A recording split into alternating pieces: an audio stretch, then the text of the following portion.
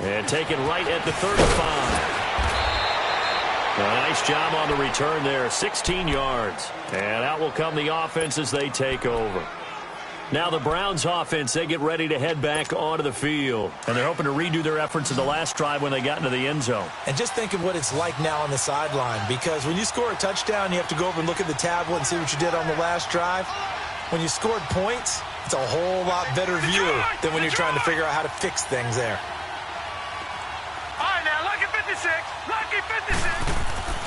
A first down throw from Mayfield. He's going to fire one and intercepted. Maybe the turning point they need. Picked up by Jesse Bates. And his guys are going to get the football at the 23-yard line.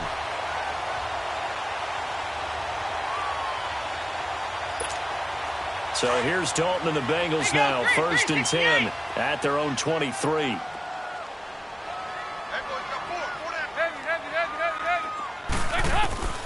Dalton here from the gun. Looking middle, and it's incomplete. Fair to say, hasn't been his best game throwing the football, but also not getting a lot of help out there either. Yeah, you nailed it pretty well, you know.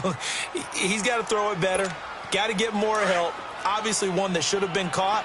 They got to find a way to bring those two elements together so they can make some progress in this one. Second and 10. Dalton once more. Under heavy pressure, and down goes Dalton on the sack. Brandon, if I'm an offensive coordinator and I see an all-out rush like that, I file it away because I'm going to use their aggressiveness against them as this game goes on. I'm going to hit them with a screen soon. So the sack, and now it's third and long for Dalton and the Bengals. 368. Out of the gun, it's Dalton. And he's going to be intercepted a third time. Picked off at the 22. Then he will bring it back to about the 11-yard line. Landry, the intended target.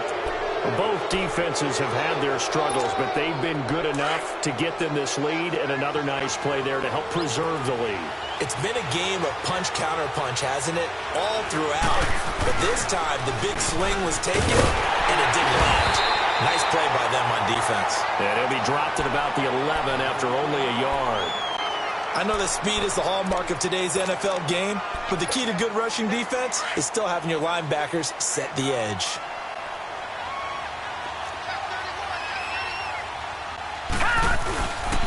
And again, it's Chubb. And he's going to be brought down by the face mask. Here come the flags. This is going to get him a first down. They're down here in the fourth, and that personal foul penalty is not going to help. No, in these types of situations, players will tell you that's extra intensity.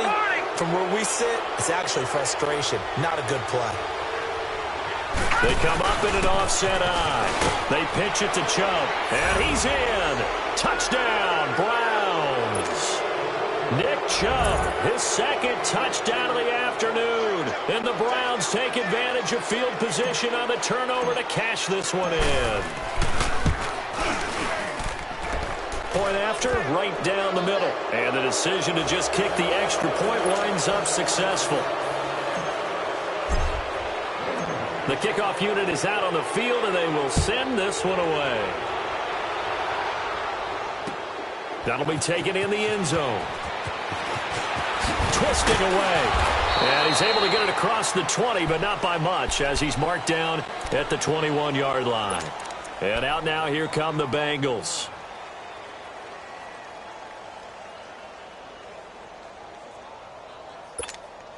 So here's Dalton and the Bengals now, first and 10 at their own 21. They'll start here with a give to Mixon. And he'll go down right at the 30-yard line. A nice run there, 9 yards, and it'll be second down. Oh, that's one to warm the hearts of all those old-school football players, isn't it? Tough, hard, gritty run, got behind his pads, bowled over a few people. Look at that one, right up the gut. Saw it through 3 quarters, no reason to lighten up now. 368. First and 10 for Dalton. And his throw's going to be incomplete. Tyler Boyd, the former Pitt Panther, was the target. And that'll bring up second down. The frustration is definitely setting in because they've thrown it to him over and over, unable to come up with a catch thus far. I think he knew he would have his challenges against the secondary. I don't think he saw a goose egg at this point in the game. They'll run with Mixon. And he'll work this one up to about the 38. It'll be a gain of 7, and they get it back to a 3rd and 3. Despite the blitz, they're still able to pick up a nice, solid gain. The disadvantage of blitzing, nowhere to escape, and he goes down. We've been around this league for a while, and many coaches never pull their starting quarterback, almost no matter the situation. In this case, though, I think he's got to make a decision. He's taking a pretty good beating out there. Yeah, and with the deficit, maybe not wanting to risk an injury. Their already slim hopes are going to ride on this one. They'll go on 4th down. As expected, they're going for it to keep the drive alive. And it is incomplete.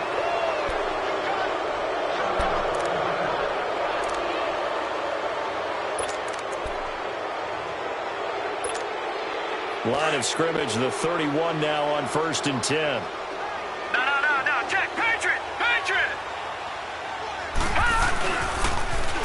On the ground, it's Chubb. He winds up getting only a couple there, down to the 29. Well, partner, Marvin, our #1 stats guy, just handed me a little card that says he has 97 yards on the ground today. You think he's going to get the ball again? I think so. 3 away from that century mark. Got to have it. Yeah, and I think what they're going to call is one of his favorite runs, whatever he feels comfortable with, and when the offensive line has executed well today, to try and get him over 100 yards. This will be caught inside the 10. And he's brought down, but not before he reaches the 8-yard line. And a nice gain of 21 yards. The 3 red zone trips, 3 touchdowns so far. They'll look for a 4th on 2nd and goal. They'll run with Chubb. And he'll be stopped just outside the 5 at the 6. He'll get 2 out of that run, and it's going to bring up a 2nd and goal.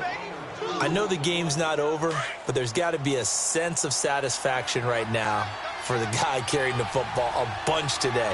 99 yards, and he has enough time to go over the century mark. Well, you got to give it to him again, right? Yeah, there's no doubt about it. You're not worried about losing yardage here. You're not worried about any of that. You just want to get him to the promised land for every runner. 100 yards or more in a game. Well, they've been so good on 3rd down all day long. Can they convert another here on 3rd and goal?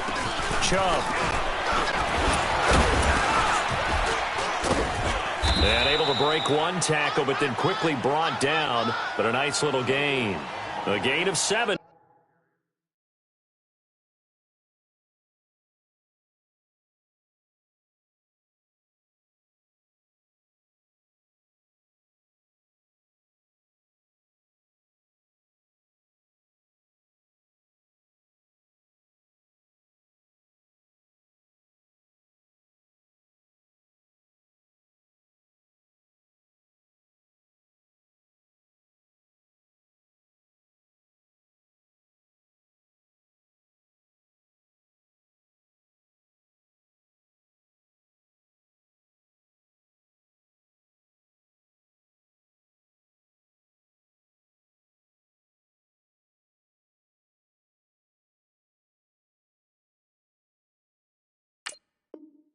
Might change the thought process here as they have some options on 4th and goal.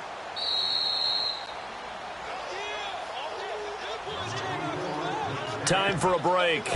Back to finish it off on EA Sports after this.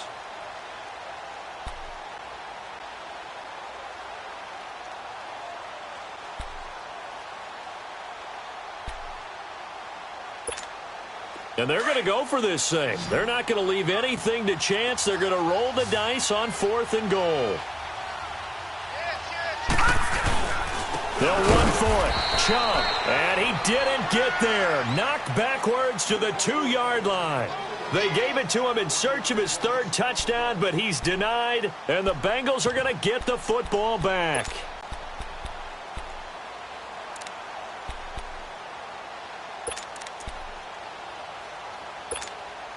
The 4th down run successful. Now they look to pay it off on 1st down. And here comes throw number 1 for the backup QB. Out to the flat. That's complete to his running back. And he'll get it up to the 12-yard line here. 10 yards on the pickup there, and it'll be second down. All right, now, lucky 56. Now they run with Mixon. And he's dropped just shy of the 25 at the 24. 12 yards that time and a Cincinnati first down. Now they got to get to the line quickly. We'll definitely see some open running lanes, and he's taking advantage of it right now, but that shouldn't be a surprise. Defense has the lead. They're playing for the pass first. And it pops free. The collision there jarred the ball loose and brings up second down. This defense was definitely alert to the possibility of the deep ball, and they were more than ready for it. They've got the lead, fourth quarter. Maybe can expect more passes like that downfield. The play-action fake. They'll look to throw. Oh, the ball comes out on the hit, but they'll say it's incomplete. We've seen this quite a few times in this game. Offensive line unable to keep leverage, unable to keep people away, facing a lot of pressure. Fortunate just to get rid of it. One of the reasons they're down is that inability, though, to stop the pressure. We saw another example of it there. They'll set up a throw. And Eifert has it. And he's taken down, but able to slip across the 35. 12 yards there as they keep this drive rolling. It's another first down. They'll drop to throw. He's going to let it fly. And it drops down incomplete. Thought he might have had it. Instead, second down. Got to be wary of throwing an interception here because the defense knows they're going to get tested deep. That's why they're going to put a couple of extra guys back there to try and prevent that. Yeah, late in the fourth quarter here, trying to preserve the lead.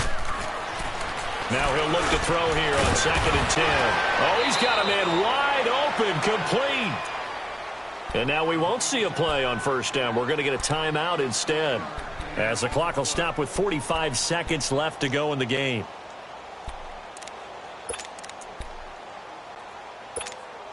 So signs of life in what's been a dormant offense in this second half. Here's 1st and 10. They go play action here on first down. Rush coming, and he's taken down. Christian Kirksey in there to get him his second sack now of the afternoon. I think you saw the same thing that I did there, partner. Remember, he's their backup quarterback, so the last thing they need is to lose another one right here on the sack. Looks like he's going to be okay, though. Yeah, he looked like he was favoring something in the left leg. Appears to be fine now, but you're right. That O-line, they got to protect it. They're going to look to throw. A hit as he throws there, incomplete. The pressure really ratcheting up. They get the sack on first down. Then a near sack. They got to him there just as it was leaving his hand. Yeah, they might need to change their pass protection scheme a little bit. Maybe bring another guy into the backfield to help protect the quarterback because that was awfully close. Now on 3rd and long, they'll look to throw. That'll be incomplete as the clock will stop with 14 seconds remaining. Had an open man that time, but ended up putting a little too much heat on it, don't you think, partner? Absolutely. Just needed a touch more air under it. Instead, he fired an absolute bullet. All right, they're going to try and keep hope alive here on 4th down. They're going for it. All right, here we go. Got to try it here. He's back to throw. And he's taken down. This will be a Brown sack. They had to go for it with such little time remaining, and that's going to be just about all she wrote for this one. So 1st and 10 now from the 30. Lucky 56. Lucky 56. Well, the lead late in the 4th, but Mayfield's going to throw it. That is caught inside the 5. And now with 4 seconds left, we get a timeout call. And they just had another big completion there. And I think in days gone by in the NFL, you might have asked, is this a little bit of overkill? Is this rubbing it in? I don't think people feel the same way nowadays. The age-old argument. Then you could say on the other side, if you're going to get angry about it, stop it, right? Go ahead and stop me. And I think a lot of the times they just look at it like, let's just play the game. And however it turns out, it turns out. Now a throw to the end zone on first down, but it winds up incomplete.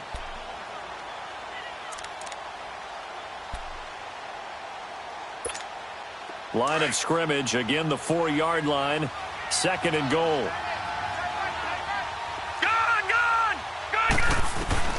From the gun, Mayfield. And this will be caught. Well, forget taking the knee. Some late gamesmanship here as they throw for a late touchdown.